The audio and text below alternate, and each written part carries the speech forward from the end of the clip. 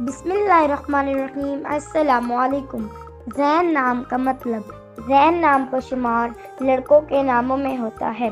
ज़ैन नाम की इब्तिदाई तारीख अरबी ज़ुबान से निकलती है। ज़ैन नाम के अफराद के लिए खुशकिस्मत नंबर 4 माना जाता है।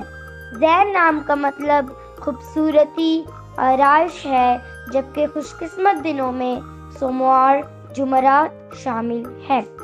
खुशकिस्मती वाली दांतों में हिस्सों के हिसाब से कांसी शामिल है।